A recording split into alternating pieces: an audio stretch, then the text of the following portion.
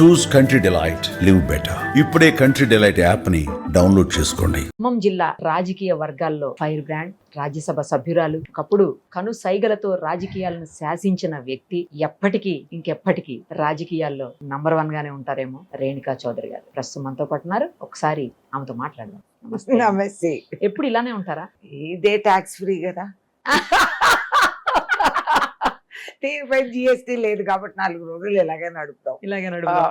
అధిష్టానానికి ఎంత దగ్గరగా ఉంటారో మీరు చెబితే అసలు నో చెప్పే ప్రసక్తే ఉండదు అధిష్టానం అని చెప్పేసి అందరూ మాట్లాడుతుంటారు. అలాంటిది ఎందుకని ఈ మధ్యన ఏమన్నా రేణుకా చౌదరి గారు స్లో అయ్యారా? స్లో కాదు, అనుభవంతో ఒక ఆలోచన కూడా వస్తుంది కదా.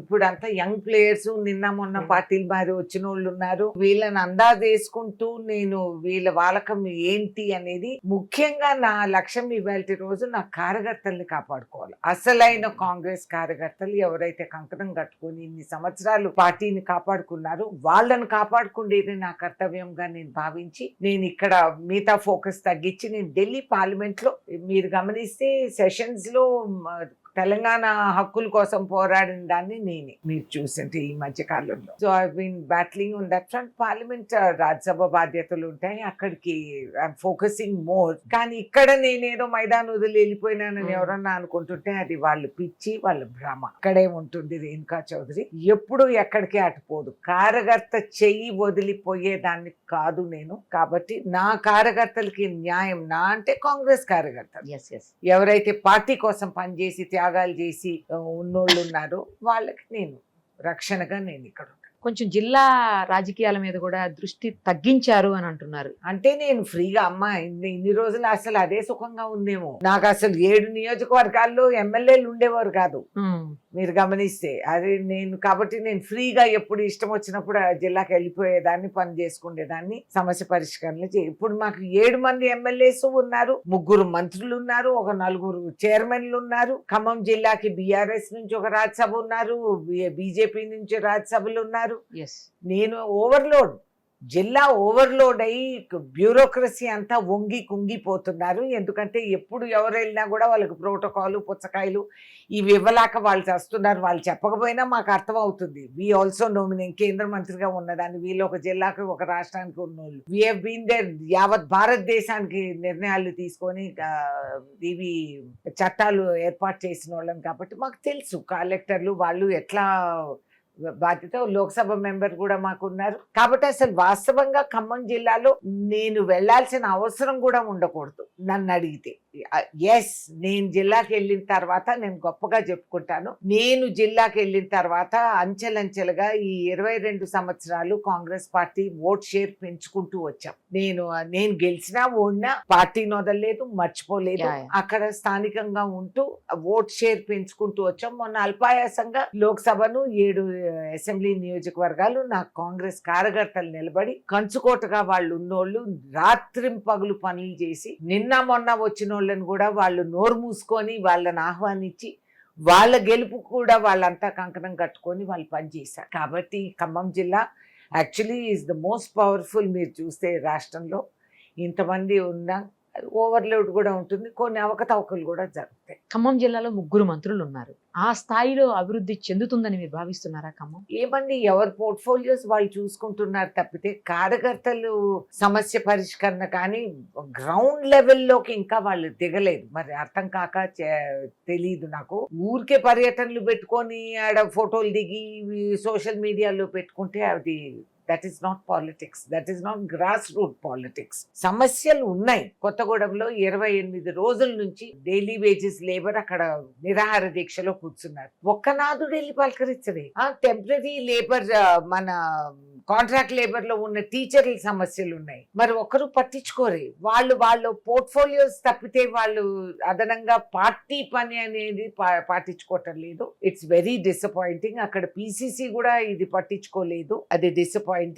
ఈ అవకతవకలు, ఈ కొరతలు ఉండకూడదు పార్టీలో అనేది నా భావన. పిసిసికి సీఎం గారికి కోఆర్డినేషన్ లేదు, మంత్రులకి సీఎం గారికి కోఆర్డినేషన్ లేదు, ఎవరితోటి సరిగా కోఆర్డినేట్ చేయట్లేదు, ఎవరి నిర్ణయాలు వాళ్ళు తీసుకుంటున్నారు, ఎవరి ఇష్టానికి వాళ్ళు మాట్లాడుతున్నారు అని చెప్పేసి. తర్వాత ఈ మధ్య కాలంలో మీనాక్షి గారు వచ్చారు. మీనాక్షి గారు వచ్చిన తర్వాత కూడా అందరితో సమన్వయం చేయడానికి ట్రై చేస్తున్నా కూడా అసలు ఎవరు మాట వినట్లేదని చెప్పేసి బయట మాట్లాడుకుంటున్నారు. ముఖ్యంగా బీఆర్ఎస్ వాళ్ళు ఆరోపిస్తున్నాయి ఇవన్నీ కూడా. బిఆర్ఎస్ అనేది అంటూ ఉంటారు కదా, వాళ్ళ కోఆర్డినేషన్ ఏడ్చిందా ఏమన్నా. ఆ కవితమ్మ ఏదో అంటుంది, ఆ కేటీఆర్ ఏదో అంటాడు, ఆ హరీష్ రావు ఇంకెక్కడో తిరుగుతాడు. కాబట్టి వాళ్ళ ఏడుపు వాళ్ళని ఆడమనండి, మా జోలికి రావద్దండి. ఎందుకు కోఆర్డినేషన్ లేదు? రోజు సీఎం రివ్యూలు తీసుకుంటున్నారు, పట్టించుకుంటున్నారు. మినిస్టర్లు కొత్తగా మొన్న వచ్చారు, వాళ్ళకు వేరే పోర్ట్ఫోలియోస్ ఇవ్వటం జరిగింది. ఆయన రోజు మీడియాని అడ్రస్ చేస్తున్నారు, కేంద్రానికి పరిగెత్తి పనులు చేసుకుంటున్నారు. సో అది వీళ్ళ చర్చ, వీళ్ళు చేసే గోబల్స్ ప్రచారం తప్పితే నథింగ్ లైక్ దాట్. కోఆర్డినేషన్ కొంచెం తక్కువ. ఎస్, కొంతవరకు ఒక లెవెల్లో ఇక్కడ అక్కడ కొంచెం కొరతలు మాకు అనిపిస్తుంది. అది సెటరేట్ అయిపోతాయి. మధ్యలో మాకు జనరల్ ఎలక్షన్స్ రావటం, ఇది అది అవటం, దానివల్ల అట్లా వచ్చింది. But it will be settle. ఇప్పుడు కొత్తగా బ్యూరోక్రాట్స్ అందరినీ కూడా రీషఫల్ చేశారు. So I'm very sure, I'm very confident ఇప్పుడు చక్కగా అన్ని సెట్ అయిపోతాయి. అసలు మీనాక్షి గారికి కూడా ఎవరు సహకరించట్లేదు, ఆవిడ మాట కూడా ఎవరు వినే పరిస్థితుల్లో లేరు అని అంటున్నారండి. ఏమని మీనాక్షి నటరాజన్ గారిని స్వయంగా రాహుల్ గాంధీ గారు ఏర్పాటు చేశారు ఇక్కడ పంపి. She is a very honest women. ఆమె నిజంగా గాంధీయన్ ఫిలాసఫీని పాటించి బతికే విధానాలు కూడా ఆవిడ పట్ల. ఆమె ఈ డాబులు ఇవన్నిటికీ ఆమె లొంగదు. సో వీళ్ళకి నచ్చకపోవచ్చు కొంతమందికి. కాంగ్రెస్ పార్టీ ఏంటో అర్థం కానోళ్ళు కొంతమంది వచ్చారు కదా పార్టీలోకి, వాళ్ళకి నచ్చకపోవచ్చు. ఎందుకంటే ఒక మర్సిడీస్ బెంజో, 4 చీరలు ఇవి కొనిచ్చి, 4 రెస్టారెంట్లు తిప్పి తిండి పెట్టి మై మరిపించే వాళ్ళు, డబ్బులు ఇచ్చి లొంగిచ్చుకునే వాళ్ళు ఉంటారు. అందరు రాజకీయ పార్టీల్లో ఉంటారు. అన్ఫార్చునేట్లీ ఈ కాలం రాజకీయాలు అలా తేలినాయి. కాకపోతే మీనాక్షి లొంగదు. అండ్ ఆవిడ ఏం పర్వాలేదు, ఆమెతో కోఆపరేట్ చేశారో లేదో రిపోర్ట్ మాత్రం రాహుల్ గాంధీకి చేరుతుంది. సావు కబురు చల్లగా అందుతుంది. అంతేగాని పార్టీ సుప్రీం అమ్మ. కాంగ్రెస్ పార్టీ దీంట్లో PCC is more powerful than chief minister. Chief minister కి పిసిసి సమస్యలు పార్టీ దీంట్లో జోక్యం చేసుకోవడానికి కూడా స్థానం ఉండదు అనేది కాంగ్రెస్ పార్టీ దీంట్లో ఉంది. కాకపోతే మాకు సీఎం పిసిసిగా చేసిన వారు కాబట్టి ఆయనకు ఆ అనుభవం ఉంది, ఆయనకు ఆ పట్టు ఉంది. కాబట్టి ఆయన మహేష్ గౌడ్ గారు ఇద్దరు కలిసి చక్కగా సర్దిద్దుతున్నారు. ఇక మీరు ఇందాక బీఆర్ఎస్ గురించి మాట్లాడినప్పుడు కొన్ని అన్నారు. కవిత గారి సంగతి ఏంటి చెప్పండి. కవిత గారు బయటకు వచ్చేసి కంప్లీట్ గా పార్టీ పెట్టుకుంటారు కొంతమంది అంటున్నారు. ఆమెకు అక్కడ పొసగలేకపోతున్నారని. కొంతమంది ఏమో ఏమీ కాదు, ఇదంతా కావాలని చెప్పేసి చేస్తున్నారు, అందరూ ఒకటే, కావాలని కేసీఆర్ గారే ఆమెతోటి పార్టీ పెట్టిస్తున్నారని గతంలో కేసీఆర్ గారు కొన్ని కామెంట్స్ చేశారండి. మిగతా రాష్ట్రాల్లో లాగా మనకి ఇక్కడ ప్రతిపక్షాలు పెద్దగా లేవు, 2-3 ప్రతిపక్షాలు ఉంటే, అంటే మొత్తం రీజనల్ పార్టీలు 2-3 ఉంటే కనుక అప్పుడు సక్సెస్ఫుల్గా ఉంటుంది. ఏదైనా మనకి ఇక్కడ రీజనల్ పార్టీలు లేక ఒకటే రీజనల్ పార్టీ అయిపోయింది, దానివల్ల ప్రాబ్లం అవుతుంది. రీజనల్ పార్టీలు ఎక్కువ ఉంటేనే బాగుంటుంది, తమిళనాడు అని చెప్పేసి, లైక్ ఆంధ్రప్రదేశ్ అని ఆయన కామెంట్ చేశారు. ఆయన కామెంట్ చేశారు, ఇది పాసిబుల్, అది బీఆర్ఎస్ తో ఏదైనా పాసిబుల్. ఎలా నమ్ముతాం వాళ్ళని? వాళ్ళ కుటుంబంలోనే వాళ్ళకి ఒక ఇది లేదు. బీఆర్ఎస్ లో ఏదైనా పాసిబుల్. నిజమే, ఆయన స్పాన్సర్ చేసి కవితమ్మతో పార్టీ పెట్టించి రేపు కొడుకుని కత్తిరియాలా, కూతుర్ని కిరీటం పెట్టాలా, హరీష్ రావుని మిస్గైడ్ చేయాలా, హరీష్ రావుని పక్కకు తొలగించే విధానం ఏంటి, ఇవన్నీ వాళ్ళవి ఆంతర్యంగా జరుగుతూ ఉన్న టీవీ సీరియల్. కానీ మనకెందుకు, వీ డోంట్ కేర్, మేము మా పని చేసుకుంటూ పోవాలి. అంటే ఇంకొక రీజనల్ పార్టీ వచ్చే అవకాశం ఉందనుకుంటున్నారు త్రూ కవిత గారు? అమ్మ, ప్రజాస్వామ్యంలో ఎప్పుడు వస్తాయి రీజనల్ పార్టీస్, వస్తాయి సస్తాయి కూడా, కొన్ని నడవు. కాబట్టి లెటస్ సీ. ఇట్లా డ్రామాలు ఎన్ని చూడలేదు, రాని. We are welcoming. ఒక డెమోక్రసీలో 10 మంది మేము పార్టీలు పెడతాం, ఓకే, వెరీ గుడ్, పెట్టండి. ప్రజలు మిమ్మల్ని నమ్మి ఓట్ వేయాలి, అంతే కదా. So do it. The democracy, I welcome it, no problem. ఒకవేళ అలానే అనుకుంటే కేసీఆర్ గారి తర్వాత ఆ పార్టీకి అంతటి కరెక్ట్ రైట్ పర్సన్ కేటీఆర్ గారు అనుకుంటారా, కవిత గారు అనుకుంటారా, హరీష్ గారు అనుకుంటారా? మీకున్న అనుభవం ఏమండి, ఇవన్నీ మనం చూసి మనం అనుకుంటాం. ఒకప్పుడు భారతదేశం గురించి కూడా ఇలాగే అనుకుంటాం. పండిత్ నెహ్రూ తర్వాత ఎవరైనా ఊహించుకున్నారా లాల్ బహదూర్ శాస్త్రి అంత తక్కువ సమయంలో అంత స్థాయికి ఆయన వస్తారు అని యావత్ ప్రపంచం ఆయన్ని గౌరవించింది. మూగవాడు మౌని బాబా అని చెప్పి హెచ్చరించిన మన్మోహన్ సింగ్ గారు ఎవరైనా ఊహించుకున్నారా? అసలు సోనియా గాంధీ కాదు అంటే మన్మోహన్ సింగ్ గారు అవుతారని ఎప్పుడన్నా ఎవరన్నా అనిపించింది? ఆయన సొంత ఎలక్షన్ కూడా ఆయన ఓడిపోయారు. అవును, ఆయన ఎలక్షన్కి పనికొచ్చే మనిషి కాదు. ఆయన మహామేధావి. ఒక సమయంలో మీరు గమనిస్తే యావత్ భారతదేశం గౌరవం ఆయన ఒక్కరు భుజస్కంధాల పైన ఉండింది. న్యూక్లియర్ ట్రీటీ సైన్ చేసేటప్పుడు యావత్ ప్రపంచం వంగి ఆయనకు సలాం చేసింది. కాబట్టి అట్లా జైంట్స్ ఎంతమందో ఉంటారు. వాళ్ళ పార్టీలు ఎవడొస్తే నాకేంటి కానీ, అంటే మీరు పోటీగా భావిస్తారు కదా నెక్స్ట్ ఎలక్షన్? నథింగ్. అసలు వాళ్ళని మేము గమనించి గ్రహిస్తే వీ హ్యావ్ టు వరీ ఎవడొస్తాడని. What do we care? We don't care. అంటే ఇప్పుడు మీరు బీఆర్ఎస్ ని అదే ప్రతిపక్షంగా భావిస్తారా లేకపోతే బీజేపీని భావిస్తారా? వాళ్ళిద్దరు ఒకటే కదమ్మా, దీంట్లో అనుమానం ఏముంది? ఇక్కడ నీది బౌ బౌ అంటారు, అక్కడ పార్లమెంట్కి వెళ్ళి వాళ్ళకి సహకరిస్తారు. అన్ని బిల్లుల్లో వాళ్ళు ఏలుముద్దరేసి వాళ్ళని ఆహ్వానిస్తారు. సో వాళ్ళిద్దరు ఒకటే, బీజేపీ అయినా బీఆర్ఎస్ అయినా. నెక్స్ట్ ఎలక్షన్ ఇప్పుడు మనకి స్థానిక ఎన్నికలు రాబోతున్నాయండి. నెక్స్ట్ చాలా తొందరలోనే ఉన్నాయి. స్థానిక ఎన్నికల్లో అసలు ఎవరిని మీరు ఇద్దరులో ఎవరిని మీరు మీకు ప్రత్యర్థులుగా భావిస్తారు? సరైన ప్రత్యర్థి ఎవరిని భావిస్తారు? బీఆర్ఎస్ లేకపోతే బీజేపీనా? We don't care. మేము దున్నుకొస్తున్నాము స్థానిక ఎన్నికల్లో. నేను చెప్తున్నాను, దున్నుకొని కాంగ్రెస్ పార్టీ గెలిచి వస్తుంది. వీళ్ళు ఎక్కడా మిగలరు. రేపు చూస్తాం కదా, కమ్యూనిస్ట్ పార్టీలు కూడా ఉన్నాయి, ఎంఐఎం కూడా ఉంది. ఇవన్నీ ఎన్నో పార్టీలు ఉన్నాయి, లేవని అనడానికి వీళ్ళు. గతంలో చూసామండి మనం, అమరావతి మహిళల విషయంలో కావచ్చు, లేకపోతే కొంతమంది మహిళల విషయంలో కావచ్చు, అవమానకరమైనటువంటి వ్యాఖ్యలు, దాన్ని సమర్థించుకుంటూ నేతలు కూడా మాట్లాడడం. అసలు ఇది ఒక పాలిటిక్స్, రాజకీయమా? అదే ఇది ఒకప్పుడు స్లేవరీ లాగా, ఇప్పుడు కొత్తగా ఇది ఏర్పడింది రాజకీయాల్లో. నేను అంటే నువ్వు అనాలని. Yes sir, no sir, 3 bags full sir అనే రాజకీయాల్లో అలవాటైపోయింది. స్వార్థం, స్వాధీనం. ఈ భూమి ప్లాట్ నాకు సరి చేయండి సార్, దానికి నేను దేనికైనా లొంగిపోతాను అని. నా పెళ్ళాన్ని తిట్టినా పర్వాలేదు సార్, కానీ నేను మీకు గులాంగా బతుకుతాను. నా కులం ఏదన్నా కానీ సార్, నా కులాన్ని బూతులు తిట్టిపించిన నేనే ముందు ఎగబడి నేను తిడతాను. ఈ విధంగా ఆలోచించే వ్యక్తులకి మనం ఏం చెప్తామమ్మా? కానీ మీరు చాలా సంవత్సరాలుగా పాలిటిక్స్ చూసారండి. అందులోనూ ఎన్టీ రామారావు గారు లాంటి ఉన్నతమైన వ్యక్తి దగ్గర పాలిటిక్స్ చూసారు. అప్పటికి ఇప్పటికి ఎందుకు ఇట్లా? మా సమాజం మారి, సమాజంలో పాటించే విలువలన్నీ మారిపోయినాయి. ఇప్పుడు దొంగతనం చేసినప్పుడు మహా దొరగారు, నిలువు దోపిడీలు చేస్తుంటే వాడికి సలాములు పెట్టాలి. నిజాయితీగా ఉన్నాడు బేవకూఫోడు. నన్ను కూడా నాకు ఆరగడతలు అంటారు. అమ్మ దేవుడు మీకు అంత అవకాశం ఇస్తే మీరు సంపాదించుకోలేదా? నిజమే, కొన్నిసార్లు నేను బాధపడతా, వెసుకుపడతా. అయ్యో 40 ఏళ్ళు రాజకీయాలు, ఎన్ని ఎకరాలు భూమి స్వాధీనం చేసుకోవాల్సింది, పక్కింటోడిది ఎదురింటోడిది అంతా కూడా నేను కొట్టేయాల్సింది. నా వల్ల కాలేదు. కొన్నిసార్లు బాధపడతాను, ఏంటి అంత తెలివి తక్కువగా నేను మా ఆయన మెడ చుట్టూ ఒక రాతి బండలాగా నేను సంపాదించి పెట్టి, ఆయన కంపెనీలు కాల్ చేశారు రాజకీయాల్లో.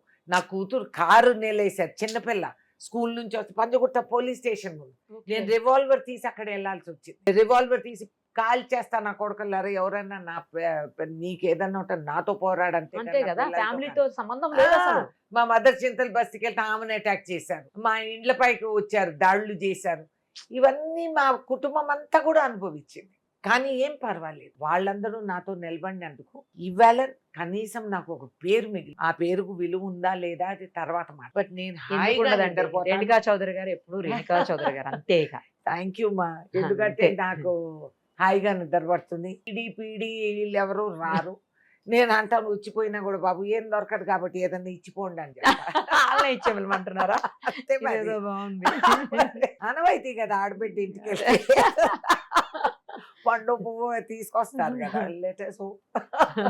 కానీ ఇంత దారుణంగా, ఇంత చీప్ గా అయిపోయాయి పాలిటిక్స్ అనే చర్చ నడుస్తుందండి. అవును, దారుణంగా ఆడవాళ్ళని చేసుకుంటూ. ఏ రోజు నిరుపేదవాడు, చదువు లేనివాడు ఓటు కోసం డబ్బులు అడగటంలో తప్పు లేదు.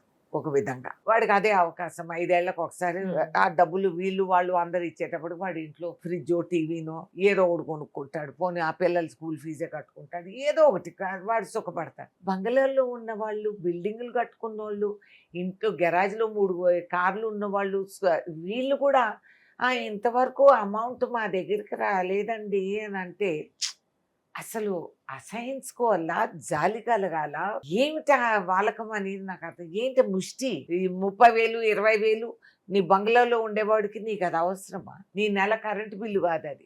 మీరు కూడా లొంగిపోయి మీ ఓటు హక్కు, రాజ్యాంగం ఇచ్చిన అధికారము, హక్కు, దాని విలువ ఏంటో తెలియకుండా చిల్లర డబ్బులకు అమ్ముడిపోయి ఇట్లా రాజకీయాల్ని మనం పొందేచి పెట్టుకుంటాం. నీ దేశం ఏంటో, దేశం అంటే తుపాకీ పట్టుకొని బార్డర్కి వెళ్ళి పేల్గాంలో పోరాడాల్సిన అవసరం లేదు. దేశభక్తి ఉన్నవాడు ఓటు అమ్ముకోడు, ఆ పౌరుషం పెట్టుకుంటాడు.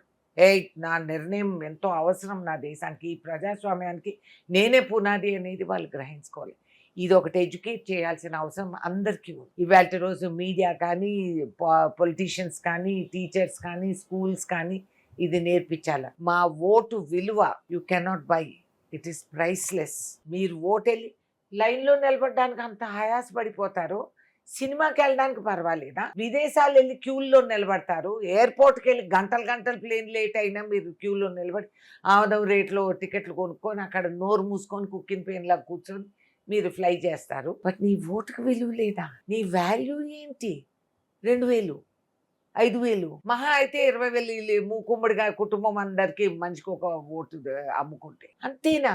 మరి నీ సొంత విలువ నువ్వు కించపరుచుకొని నువ్వు పడేసుకున్నప్పుడు నీకు వచ్చేది అటువంటి ప్రభుత్వాలు. You deserve it. People have to wake up. అంటే కనీసం ఎప్పుడు మీ పార్టీ కానీ మీరు కానీ ఎప్పుడు రాజకీయాల్లో డబ్బులు పెట్టి ఓట్లు కొనలేదండి? నేను కొనలేదమ్మా, నా మీ దగ్గర పార్టీ- లేవు కాబట్టి. మీ పార్టీ కానీ మా దగ్గర డబ్బులు లేవు కాబట్టి నేను ఎప్పుడు కొనలేదు. పోయినసారి 2 ఎలక్షన్లు నేను ఓడిపోయింది అందుకే, డబ్బులు ఇవ్వలేక. అంటే గెలిచినప్పుడు ఇచ్చారా ఏంటి? లేదు, కాదు కదా. అది ప్రజలు మరి- ఇచ్చారు నాకు ఓటు, అందుకే నాకు ఆ నమ్మకం, అదే నా పౌరుషం. ప్రజలు వేస్తారు. పోయినసారి నేను ఎలక్షన్ ఓడిపోయినా నైతిక గెలుపు నాదే. ఎందుకంటే నాకు 4 లక్షల పైన ఓట్లు పడ్డాయి. అవును. పైసా పంచకుండా నా కార్యకర్తలు పాపం వాళ్ళు సొంత డబ్బులు వేసుకొని స్థానికంగా ఇవ్వాల్సిన వాళ్ళకి వాళ్ళు ఇచ్చుకొని బూత్ ఏజెంట్లకి వీళ్ళకి వాళ్ళకి వాళ్ళే ఇచ్చుకుంటారు. 4 లక్షల పైన ఓట్లు వచ్చినాయంటే అది మామూలు మాట కాదు. అంటే ఎక్కడో ప్రజాస్వామ్యం గుండెకాయ ఇంకా కొట్టుకుంటూనే ఉంది. అది నా గొప్పతనం కాదు, రేణుకా చౌదరికి 4.5 లక్షల ఓట్లు వచ్చినాయని కాదు. కానీ ఒక ప్రజాస్వామ్యంలో ఒక స్ఫూర్తి ఇంకా ప్రజల్లో ఉంది, అది ప్రజా గౌరవం. వాళ్ళు నిర్ణయించుకొని వీళ్ళందరిలో ఈమె బెటర్ మాకు అని నాకు ఓటేసినందుకు నా బాధ్యత పెరిగిందే కానీ తరగలేదు. గెలిచినా ఓడినా శాశ్వతంగా you have to serve the people, by the people, of the people, for the people. సరే, మీ గురించి చెప్తారు, మీ పార్టీ గురించి చెప్పండి. మీ పార్టీలో నేతలు ఎవ్వరు ఎక్కడ ఖర్చులు ఎందుకు ఇవ్వలేదు? ఇచ్చాము. అఫ్ కోర్స్ ఎక్కడెక్కడో పంచాల్సి వచ్చింది, ఇచ్చాము. ఆ సిస్టమ్ అలా ఉండంగా మేమేం చేయాలమ్మా? 2 కాళ్ళు 2 చేతులు కట్టేసుకొని మేము పోటీలో పాల్గొలేం కదా. అందరికీ నా అదృష్టం లేదు, అందరికీ ఖమ్మం జిల్లా లాంటి ఓటర్స్ లేరు. బికాస్ ఖమ్మం జిల్లా ఇస్ పొలిటికలీ వెరీ అవేర్. కమ్యూనిస్టులతో పోరాడి వాళ్ళకి ఒక అవగాహన, సామాన్యుడు కూడా చాలా తెలివిగా ప్రవర్తిస్తారు. So Khammam is a different ball game. So మరి ఎవరిచ్చినా తప్పే కదా, ఎదుటి వాళ్ళు ఇచ్చిన తప్పే, మీరు ఇచ్చిన తప్పే. వాటి ఎలక్షన్ కమిషన్ ఏం చేస్తుందండి? ఎందుకు ఆ సంస్థ వాళ్ళకి తెలీదా?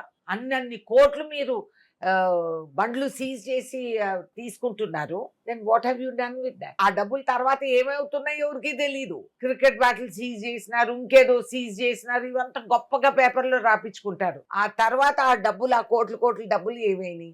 ఎవరివి? ఎక్కడ వాపస్ ఇచ్చారు? ఎలక్షన్ కమిషన్ లోనే ఉన్నాయా? ఉంటే దాన్ని మీరు ఎలా ఉపయోగించుకుంటున్నారు? కోర్టుకు పంపారా? You tell. ఆ ట్రాన్స్పరెన్సీ ఉండాలా? ఎలక్షన్ గెలుపు ఓడిపో అనేది అది వేరే డిపార్ట్మెంట్, మీకు తెలుసు.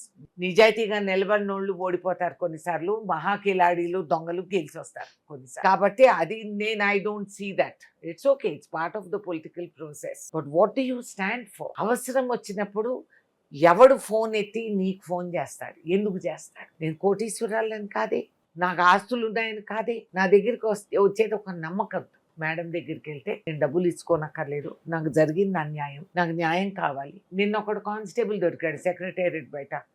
కానిస్టేబుల్ కొడుకు, తండ్రి చనిపోయాడు, వాళ్ళకి అన్న తమ్ముళ్ళు లేరు, తల్లి చనిపోయింది. వాడు కంపాషనెట్ గ్రౌండ్ కి కేసీఆర్ చుట్టూ తిరిగి కంఠం చెప్పులు 2 ఇరిగి ఆరిపోయి అరిగి వాడు నిన్న ఏడిపే. నేను బయటకు వస్తే వాడు నా దగ్గరికి ఎందుకు అయ్యా బాబు, ఇంతమంది ఉన్నారు అక్కడ వెళ్ళి కాదు అంటే, లేదు మేడం ఏదన్నా జరిగితే మీరే చేయగలుగుతారు, నాకు ఇది అవకాశం, నా తండ్రి డ్యూటీలో చనిపోయాడు, నాకు కంపాషనెట్ గ్రౌండ్లో నాకు ఉద్యోగం రావాలి, న్యాయంగా రావాలి, చట్ట ప్రకారంగా రావాలి. ఎందుకు వాడికి అడుక్కు తినే పరిస్థితి వచ్చింది? దాక్షిణంగా నక్సలైట్ని వెళ్ళి పెద్ద రాంబో స్టైల్లో కేంద్రం దూరి వాళ్ళనంతా చంపేసి నరికేస్తే ఒక్క డోర్ మూసుకొని ఉన్నారు. నక్సలైట్లు ఎందుకు ఉన్నారండి? నీ గవర్నెన్స్ ఫెయిల్ అయినప్పుడు నక్సలైట్లు వస్తారు. నక్సలైట్స్ కొత్తగా లేరు కదండి, ఎప్పటి నుంచో ఉన్నవాళ్ళు. మీ గవర్నమెంట్ ఉన్నప్పుడు ఇంకా ఎక్కువ ఉన్నారు. ఇప్పుడు ఉన్నారు, టీడీపీలో లేరా? వాళ్ళు ఉన్నారు.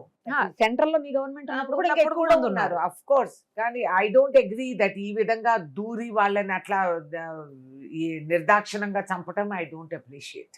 ఎస్, వాళ్ళని పిలిచి you have to say rehabilitate. ఎంతమంది రీహాబిలిటేట్ అవ్వలేదు, అవుతారు. లేదు కాదు వాళ్ళు వ్యతిరేకంగా చేస్తే అది తర్వాత మాట. ఇప్పుడు అసలు ఎలక్షన్ వస్తే 2 తెలుగు రాష్ట్రాల్లో పెట్టినంత డబ్బు ఒక దేశం ఎలక్షన్ కి సరిపడే అంత డబ్బు అవును. పెట్టి మరి ఇక్కడ ఓట్లు కొంటున్నారు అంటున్నారు. కానీ అది రావడానికి గతంలో మీ ప్రభుత్వంలోనే రాజశేఖర్ రెడ్డి గారే శ్రీకారం చుట్టారు. అసలు ఇంత పెద్ద ఎక్కువ పెంచడానికి కారణమే ఆయన అని చెప్పి కొంతమంది మాట్లాడుతుంటారు. అది నిజమా అది అండి? మాట్లాడతారు.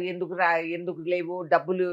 ఎన్టీఆర్ ఒక్కడే ఆ టైంలో ఆయన నిజాయితీ కోసం నిలబడినాననేది ఆయన్ని ఇంద్రుడు చంద్రుడు అందరూ అనుకునేవారు. ఆయన నిజంగానే అర్జునుడు కృష్ణుడు అని చెప్పి మనం భావించుకున్నాం. ఆయన చెప్పిన మాట పాటించి అటువంటి నాయకులు కూడా లేరు మనకి. అవును. ఆ రోజుల్లోనే స్టార్ట్ అయిపోయినాయి ఇవన్నీ బేరాలు. సాయంత్రం అవుతుంది. ఏ రోజైతే 10 గంటలకి మనము ప్రచారం మానిపించేసామో ఈ సెట్టింగ్ ఫిట్టింగ్ రాజకీయాలు స్టార్ట్ అయ్యాయి. ఆ రోజుల్లో మమ్మల్ని పీకేసేవాళ్ళు ప్రజలు. రాత్రి 2ంటికి కూడా మీరు రావాల్సిందే బస్ టికెట్. ఓ చచ్చిపోయే వాళ్ళం, అలసిపోయి. అసలు నాకు బాగా గుర్తు ఒక ఇన్సిడెంట్. ఊరు చేరాల్సింది ఎక్కడ కర్నూలు కడప అనుకుంటా. అప్పటికే already 2 o'clock in the morning అయిపోయింది. మేము ఆ రోడ్డు మీద కాన్వాయ్ అంతా వెళ్తున్నాం. వాపస్ క్యాంప్ ఆఫీస్కి వెళ్ళిపోవాలి. వెళ్తూ ఉంటే పక్కన ఇసుక దెబ్బల పైన జనం ఎవరు 5-6 మంది పడుకొని ఉన్నారు. హైవే పక్కన ఇసుక వేసి మేము దాటి ఇంకా మేడం లేదు ఈ ఊర్లోకి వెళ్ళాలంటే ఇప్పుడేందయ్యా 2ంటికి ఇంకేం ఊరు లేదు పారు లేదు పదండి అన్న. మా కాన్వాయ్ కొంచెం సేపటికి ఒక కంతిరీగా మోగినట్టు ఒక ఆటో శబ్దం వస్తాడు అని. ఆడొచ్చి మమ్మల్ని ఓవర్టేక్ చేసుకొని ఆటో వాడు అడ్డం పడుకున్నాడు. కార్యకర్త రోడ్డు మీద అడ్డం పడుకొని ఓకే నా మీద నుంచి వెళ్ళాల్సిందే, నేను మాట ఇచ్చాను ఊరికి మిమ్మల్ని తీసుకొస్తానని, తిరిగి రావాలి. అప్పటికి మేము ఆల్రెడీ 11-13 కిలోమీటర్లు దాటి వచ్చేసాం. ఓకే. ఆడు పాపం ఆటో లేపుకొని ఎక్కి వచ్చి క్యాచప్ అయ్యేటప్పటికి అంత టైం పట్టింది. మా గన్మెన్లు అందరూ వాడిని బలవంతంగా లేపడానికి ట్రై వాడు అన్నాడు నన్ను చావనన్నా చేస్తాను కానీ మీరు రావాల్సింది. నేను విసుక్కుంటూ కసురుకుంటూ సరే తిప్పండి వాడు అంతగా వచ్చినప్పుడు 2ంటికి నిద్ర పోగొట్టుకొని వాడు వచ్చాడు ఆటో వేసుకొని. వాడు మాట పోగొట్టుకోకూడదు పదండి తిప్పండి అయితే అందరూ వాడిని తిట్టుకుంటూ మేమంతా తిరిగి వెళ్ళాం. వెళ్ళేటప్పుడు వాడు ముందు ఎంత ఉత్సాహం, ఎంత ఉద్రేకం. నిజంగా ఆలోచిస్తే you have to be so humble. నీకు అట్లా ఓటర్స్ అట్లా కార్యకర్తలు నిన్ను నమ్ముకున్న వాళ్ళు ఈ భారతదేశంలో ఉన్నారు అనేది రాజకీయాల్లో మనం చూసుకోగలుగుతాం. ఎంత గొప్ప అవకాశం నాకు భగవంతుడు కలిగించాడు. ఆడు తిరిగి వచ్చి అమ్మగారు వస్తున్నారు అని ముందు నేను తిట్టుకుంటూ పోయాను. ఊరంతా నిద్రపోతా ఉంటే గ్రామం ఈడేదో నన్ను తీసుకెళ్తున్నాడని. నేను తీరా వెళ్ళి చూస్తే ఆ ఇసుక దెబ్బ మీద పడుకున్న వాళ్ళు డప్పులోళ్ళు. ఓకే. సో వాళ్ళు నిద్రమొహాలు కళ్ళు రుద్దుకొని వాళ్ళు డప్పులు మురళి డప్పు డప్పు డప్పు డప్పు మెల్లగా మురళెట్టారు. గ్రామంలోకి హైవే నుంచి దిగి మనం పోవాలా. లోపలికి వెళ్ళాం. ముందు ఒక లైటు, మళ్ళా 2వ లైటు, 4 లైట్లు. అందరూ కళ్ళు నలుపుకుంటూ ప్రతి ఒక్కరు తలుపులు తీసి నేను చెప్పే సుత్తి అంతా కూడా వాళ్ళు వింటున్నారు. ఆ టైంలో అక్కడికి వెళ్ళేసరికి 2:33 అయిపోయింది. 3 దాటింది. సరే ఇంకా సరే ఒకసారి మాట్లాడటం మొదలైనప్పుడు మనకి ఉత్సాహం వస్తుంది. మాట్లాడాను. అందరూ వాళ్ళు చప్పట్లు కొట్టిన వాళ్ళు కొట్టారు. బయలుదేరాను. అప్పుడు నాకు ఆలోచన కలిగింది, ప్రజాస్వామ్యం అంటే ఇదే బహుశా. ప్రజలు నిలబడి నిర్ణయం తీసుకుంటున్నారు. అర్ధరాత్రి వేళ కూడా వాళ్ళు లేచి ఒక నిర్ణయానికి వస్తున్నారు. అప్పటికి వాళ్ళు ఓటు వేస్తారో వేయరో నాకు డౌట్. కానీ మీకు ఒకటి తెలుసా, ఎలక్షన్ రిజల్ట్ వచ్చినప్పుడు నేను ప్రత్యేకంగా ఆ గ్రామం కోసం వెతికా. వీళ్ళ దగ్గర ఎన్ని ఓట్లు వచ్చినాయి, హైయెస్ట్ ఓట్స్. సూపర్. అసలు ఆ ఒక్క వ్యక్తి కరుడు కట్టిన కార్యకర్త వాడు తెగించి తీసుకెళ్ళి నన్ను చూపించి నా కోసం ఓట్లు వేయించినాడంటే ఎంత సేవ అండి అది. ఎంత నిస్వార్థ సేవ. వాడికి వచ్చింది ఏంటి, ఒక పార్టీ పోస్టు లేదు వాడు లేదు. అటువంటి వ్యక్తి వాడు చేయగలిగాడు. ఇప్పుడు ఆంధ్రాలో టీవీల్లో మీకు ఎక్కువ కనిపిస్తూ ఉంటారు బాలకోటయ్య గారు. అవును. ఆయన ఏం కోరి చేస్తున్నాడు. అవును. ఎంత స్పష్టంగా, ఎంత క్లియర్ గా, ఎంత నిర్భయంగా ఆయన మాట్లాడతారు. లాజికల్ గా. I'm great fan of his. అవునా? మరి ఆయన చూసాను నిజంగా అట్లాంటి వాళ్ళు ఇంకా మిగిలారా అనేది నాకు. I'm happy. ఆయన కోరింది ఏమీ లేదు. He's fighting for the purpose. లేకపోతే నాకు అనిపిస్తుంది ఆ 10 o'clock ప్రచారం మనం అనిపిస్తాం. మంది నిద్రపోవచ్చేమో కానీ సోమవారపోతులు నాకేం వస్తుందని చూస్తుంటారు. ఇప్పుడు ఆ కార్యకర్త మీకు టచ్ లో ఉన్నాడండి? లేదమ్మా, కొద్ది లేదా? సంవత్సరాలు వాడు ఫాలో చేశాడు మా చుట్టుపక్కల వాళ్ళతో. ఓకే. కానీ నిజంగా అట్లా నేను వాడిని మర్చిపోలేదు. అదే కదా, మీరు అంత బాగా వాళ్ళు గుర్తుపెట్టుకుని. ఇవాళకి కూడా వాళ్ళు అట్లాంటి వాళ్ళు, అట్లా కార్యకర్తలు, ఆ ఉద్రేకం, ఆ ఉత్సాహం తక్కువగా అనిపిస్తుంది. కానీ ఖమ్మం జిల్లాలో ఉన్నారు ఇప్పటికీ ఉన్నారు. ఇప్పటికి వాళ్ళ ఆస్తులు అమ్ముకొని, కంటాలు చించుకొని, చెప్పులు అరిగిపోయి వాళ్ళు ఎంతో చేసి ఇవాళ కూడా కాంగ్రెస్ అంటే జెండా పట్టేవాళ్ళు ఉన్నారు. Hats off. మీరు ఇప్పటికీ అప్పుడులాగే ట్రాక్టర్ నడుపుతుంటారు ఊరు వెళ్ళినప్పుడు? ఇప్పటికి కూడా చాలా మంది నా సర్పంచులు కొత్త ట్రాక్టర్ కొనుక్కొని అవునా? చేస్తారు. నా జెండా కట్టేసి కాంగ్రెస్ జెండా ఆ. పెడతారు. మేడం వచ్చి ఫస్ట్ ఆమె నడపాలని. ఓ. చాలా మంది ఇక్కడికి కొత్త కార్లు కొనుక్కొని ఇక్కడ ఫస్ట్ తీసుకొస్తారు. లాస్ట్ టైం వచ్చి మీరు ఫస్ట్ మీరు కొంచెం నడపండి. ఒక ఆడ మనిషి నడుపుతుందా లేదా అనే అనుమానం లేకుండా నాకు అందిస్తారంటే వాళ్ళకి ఎంత గ్రేట్ మైండ్స్. నేను చెప్పిన చదువుకున్న నా పార్లమెంట్ నాతో పాటు ఉన్నోళ్ళు, వాళ్ళు ఎవరు మగోళ్ళు, వాళ్ళ బండి నేను అడిగితే లేదు నా డ్రైవర్ వస్తాడు, ఎందుకు నేను తీసుకెళ్తా, ఏం అవసరం వచ్చింది, ఇవన్నీ అడుగుతారు. నీకంటే బెటర్ డ్రైవర్ నేను అనేది వాళ్ళు నమ్మలేదు. ఇప్పటికి నడుపుతున్నారు అయితే? జేసీబీలు కూడా JCB కూడా ఆఫ్ నడుపుతారు. కోర్స్, ఇప్పుడు స్టిల్ ఆఫ్ కోర్స్. అమ్మో, ఏముందా ఎలా నేర్చుకున్నారు జేసీబీలు, ట్రాక్టర్లు ఇవన్నీ అసలు? ట్రాక్టర్ నేను మా పొలం పైన చిన్నప్పుడు, నేను 13 పిల్లగా ఉన్నప్పుడు మా పొలం డ్రైవర్ జ్వరం వచ్చి పడుకున్నారు. అప్పుడు మా తాతగారు అన్నారు, ఇంట్లో కూర్చొని లోడా వాగేది కాదు పదా అని. నాకు అగ్రికల్చర్ ఇంట్రెస్ట్ అలా పుట్టుకొచ్చింది. డ్రైవింగ్ నేర్చుకోవాలనే కక్కుర్తికి నేను దేనికైనా సరే గంటలు సెక్రటేరియట్ లో కూర్చొని నిద్ర వచ్చేది. చెట్టు కింద కారు పెట్టేసి మా తాతగారు వెళ్ళేవారు. ఈ వాజ్ అన్ IAS ఆఫీసర్. ఆ తర్వాత ఆయన పొలం కాడికి వెళ్తాము వస్తామంటే ఆ డ్రైవింగ్ అవకాశం దొరుకుతుందని వెళ్ళేదాన్ని. ఓహో. కానీ ఆయన వెరీ ప్రోగ్రెసివ్ మెంటాలిటీ. Hmm. ఆయన మా ఫాదరు వాళ్ళందరూ ఐ వాజ్ లక్కీ. అటువంటి మగవాళ్ళు హైలీ ప్రోగ్రెసివ్ అండ్ ఈక్వల్ గా మమ్మల్ని చూసి, రాజ్యాంగం మాకు ఈక్వల్ హక్కు ఇచ్చింది. ఆ విధంగా వాళ్ళు నన్ను పెంచారు, పోషించారు. కాబట్టి ఆయన అనేవారు, ఏ ట్రాక్టర్ నడుపుతావా అని. చెంగురంగా దొరికిందే ఛాన్స్ అని చెప్పి ఎక్కాను. అప్పుడు నేను సన్నగా ఉండేదాన్ని, నమ్మండి నమ్మకపోండి. ఫోటోలు చూపిస్తా ఉన్నారు ఇప్పుడు. అదే. లేదు, చాలా సన్నగా ఉండేదాన్ని. సో ఆ క్లచ్ మీద నిలబడాలంటే నిలబడి తొక్కితే గానీ క్లచ్ దిగేది కాదు. ఆయన యాక్సిడెంట్ అప్పటికి ఇప్పటికి ట్రాక్టర్లో కూడా చాలా తేడా వచ్చింది. అవి బరువుగా ఉండేటివి, ఇప్పుడు చాలా లైట్ వెయిట్ ట్రాక్టర్లు, అందుకే తొందరగా ఫ్లిప్ అవుతాయి చూడండి. అది సరిగ్గా మనం ట్రైలర్ పెట్టుకొని వైడ్ ఆర్క్ కట్ చేయకపోతే తక్కువని అది ఫ్లిప్ అవుతుంది. ట్రక్ తో అది వెనకాల ట్రైలర్ ఉంచుకోండి అదే లోడ్. సో నేను ట్రాక్టర్ నడపటం అలా నేర్చుకున్నా. నేను సరదాగా 2 రోజులు నడిపేశాను గొప్పగా. ఆయన ఒళ్ళంతా నొప్పులు, హోనం, మిట్ట మధ్యాహ్నం ఎండ. ఆ రోజుల్లో టోపీలు, స్కార్ఫ్లు ఎవరు ఇచ్చేవాళ్ళు కాదు. ఆయన ఇంటికి వస్తాను తాతగారికి తిట్లు పడేటివి, నాకు తిట్లు పడేటివి. అసలే అది రంగు తక్కువ, దాన్ని తీసుకెళ్లి ఎండలో తిప్పుతున్నారు. ఎందుకు మీరు కలరే ఉన్నారు కదా? I don't care. ఇప్పుడు కలర్ వచ్చిందేమో. ఆ రోజుల్లో ఎండలు తిరిగేదాన్ని, ఎండల్లో తిరిగే వాళ్ళం, నల్లగా అయ్యేవాళ్ళం. కాలేజీకి కూడా నల్లగా అయ్యేవాళ్ళం. So what. కానీ ఇది నూరి పోస్తారు మనకి చిన్నప్పటి నుంచి. ఆడపిల్లలకి రంగు ఉండాలి, ఇది ఉండాలి, అది ఉండాలి. రంగు ఉన్న వాళ్ళందరూ గొప్పేనా? రంగు లేని వాళ్ళు కాదా? సో ఆ కాంప్లెక్స్లు ఇస్తాం మనం ఆడపిల్లలకి అనుకోకుండా. ఈ కాలం మగపిల్లలు కూడా ఫేర్ అండ్ లవ్లీ అవ్వాలంటారు. ఏంటి అంటే రంగు లేని వాళ్ళందరూ వాట్ ఆర్ దే? కృష్ణుడిని మళ్ళీ పూజిస్తాం మనం, గౌరవిస్తాం, పూజిస్తాం. కానీ మనిషికి వచ్చేటప్పటికి మనం మానవత్వం మర్చిపోతాం. సో ఈ విధంగా వాళ్ళు తాతగారు చెప్పేవారు. వాళ్ళు అనేవాళ్ళు, అసలే ఇది అదుపులో ఉండదు, దీనికి ఇవన్నీ నేర్పిస్తున్నారు, ఎండలో దిప్పుతున్నారు, దాని మొహం చూడండి, ఇది అది. బట్ ఈ డెంట్ కేర్. ఆయనతో నేను నేర్చుకున్నా. మేము దారంబడి పోతూ ఉంటే, రైతు మిట్ట మధ్యాహ్నం ఎండలో నడుస్తూ ఉంటే ఆయన గ్రహించి రైతు అనేది కారు ఆపేవారు. ఎవడో అనామకుడు కారు ఎక్కమనేవారు. అక్కడ ఆటోలు, బస్సులు ఉండేటివి కాదు దిండిగల్ దారిలో. సో ఎక్కించుకొని ఎక్కడ నువ్వు, ఎక్కడ నీ పొలం ఏంటి, ఎన్ని ఎకరాలు, ఏమి వేసావు, ఇవన్నీ అడిగేవారు. అది నాకు తెలియకుండా ఇంట్రెస్ట్ వచ్చింది. నాకు తెలియకుండా, వితౌట్ రియలైజింగ్, ఆర్గానిక్ గా నాకు ఇంట్రెస్ట్. సో వినేదాన్ని. దెన్ ఆ తర్వాత ఏ పంట అక్కడ మిర్చి గిర్చి కోస్తూ ఉంటే సొరకాయలు ఇవన్నీ ఉండేటివి. సో దిగినప్పుడు మేము మా పొలం కాడికి వెళ్ళేటప్పటికి అవన్నీ కోతలు జరుగుతూ ఉంటే ఆయన తీసుకెళ్ళి ఇంటికి తీసుకెళ్ళి, ఇంట్లో ఆడవాళ్ళు ఉంటారు, పిల్లలు ఉంటారు, తీసుకెళ్ళి కాయగూరలు ఇవి అవి అన్ని మిర్చి ఇవన్నీ వేసి ఇచ్చేవాళ్ళు. ఎప్పుడు అనుకోలేదు. ఆ తర్వాత ఒకసారి అక్కడ అయింది, వెదర్ క్లైమేట్ చేంజ్ ఏదో అయింది.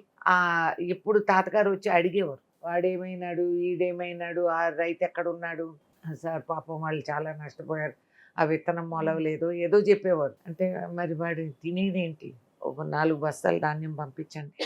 ఆ ఇచ్చి పుచ్చుకోటాలు రైతాంగంలో ఉండేదమ్మా.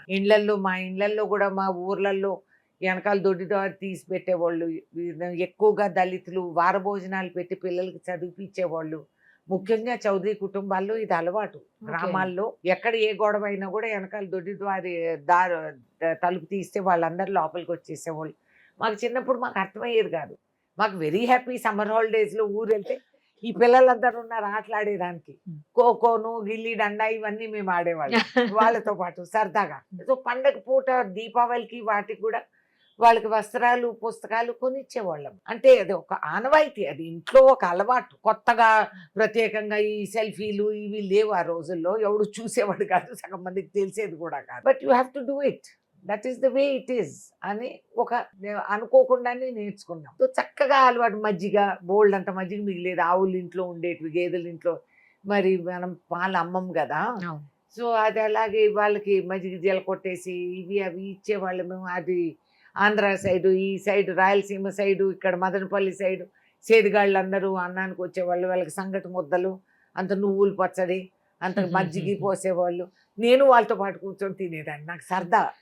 ఒక అబ్బాయిలా పెరిగినట్టున్నారు కదా, అబ్బాయిలాగా అమ్మాయి ఏంటి పనులు చేయటం, అన్ని చేయాల్సిందే. ట్రాక్టర్ నడపటం, కారు కాడగటం, బుల్లెట్ పంచర్ మార్చటం. పంచర్ కూడా. అబ్బో క్లీనర్, నేను కొద్ది సంవత్సరాలు నా బతుకు క్లీనర్ బతుకు. ఇంట్లో ఏ కారు రిపేర్ క్లీనింగ్ ఉన్నదే. బుల్లెట్ కూడా నడిపాడు ఆఫ్ కోర్స్ కాలేజీలో పెద్ద చర్చ అప్పుడు, పెద్ద కాంట్రవర్సీ. అమ్మో ఏంటి ఆడపిల్ల మోటార్ సైకిల్ రోడ్డు మీద పోయే రోమియోలు అందరూ పిచ్చి పిచ్చిగా వ్యవహరించే వాళ్ళు. నా బైక్ ముందుకు వాళ్ళు బైక్లు వేసుకొని రావటం, ఈ సిల్లీవన్నీ కాలేజీలో బైక్ పెట్టుకుంటే గాలి తీసేయటం. అయ్యో, ఈ న్యూసెన్స్లన్నీ ఉండేటివి. ఆడపిల్లగా అనుభవించాలి ఇవన్నీ. కొద్ది రోజులకి వాళ్ళకి కొట్టారా అట్లా గాలి తీసిన? చైన్ తీసి కొట్టా, మోటార్ సైకిల్ చైన్. అది పెద్ద హిస్టరీ నాది. అవునా? రౌడీయా అయితే రేణుకా చౌదరి గారు కాలేజ్ డేస్ లో? అంటే ఫాదర్ అనే ఏడుపు ఎందుకు, నువ్వెందుకు ఆడవాలి? ఎదురువాడు వాడు ఆడవాలి కదా, నీకెందుకు ఏడుపు? చైన్ వచ్చిందా లాగటానికి? ఎందుకు రాదు, ఊరికే ఊడిపోతుంది. పాత మోటార్ సైకిల్ తీసి 2 ఉతికినా నాకు ఒళ్ళు మండి. అప్పటి నుంచే నాకు అలవాటు. చేతికి నకిల్ డస్టర్స్ ఇట్లా వేసుకొని తిరిగే ముక్క అంటారు. తీసి వెనకాల నుంచి ఒక్కటేసి జరుగని. ఆడపిల్లలకి బజార్లో 10 మంది మగవాళ్ళల్లో తిరగాలంటే మామూలు మాట కాదు. ఇప్పుడేవో చట్టాలు ఇవి అవగాహన అదేం లేదు. మనిషి అంటే ఓన్లీ నువ్వు మా పర్క్స్ కోసం నువ్వు పుట్టావు, నువ్వు ఇల్లు దాటి వచ్చావు అంటే you are a free woman. నిన్ను మేము ఏదన్నా ఆడుకోవచ్చు. నోటుకొచ్చిన మాట, ఇష్టం వచ్చిన క్యారెక్టర్ అన్ని మనకు రుద్దుతారు. 10 మంది మగవాళ్ళల్లో ఒక ఆడమనిషి కూర్చొని మాట్లాడితే ఆమె మీద అనుమానం. మగోళ్ళు మనసుల్లో ఏముందనేది ఎవడు చూడ, అది పెద్ద మొనగాడు వాడు. ఇవన్నీ చూసి మేము మైదాన్ సాఫ్ చేసి వచ్చాం. భయపడేవాళ్ళ మీరు వస్తుంటే కాలేజీకి? అప్పటికే అమ్మో వస్తుంది రాని. ఒకసారి నా క్లాస్మేట్ ఒక అమ్మాయి ఇంకా ఉంది విదేశాల్లో, మొన్న వచ్చిపోయి మేము బెంగళూరు వీళ్ళందరినీ కలుసుకున్నాం. క్లాస్మేట్స్ అందరు we had such a nice time. మళ్ళీ కాలేజ్ లో ఉన్నట్టు అనిపించింది మా అందరికి. ఆ అమ్మాయి పాపం వెరీ క్వైట్. ఆమె అందరిలో ఒక ఆమె వినయం. ఆమె బస్సు ఎక్కుతా ఉంటే వాడు వెళ్ళేవాడు, ఆమె సరిగ్గా బస్సు ఆగిద్దాం బస్సు ఎక్కుతా ఉంది, వాడు నా అమ్మాయితో మిస్బిహేవ్ చేశాడు. ఆమె మీద చెయ్యేసి. అప్పుడు నేను అప్పుడే మోటార్ సైకిల్ లేడీస్ దీంట్లో పార్క్ చేసి నడిచి వస్తున్నా. చూసాను, నాకు చెడ్డ కోపం వచ్చింది. ఆ బస్సును ధమాను కొట్టా.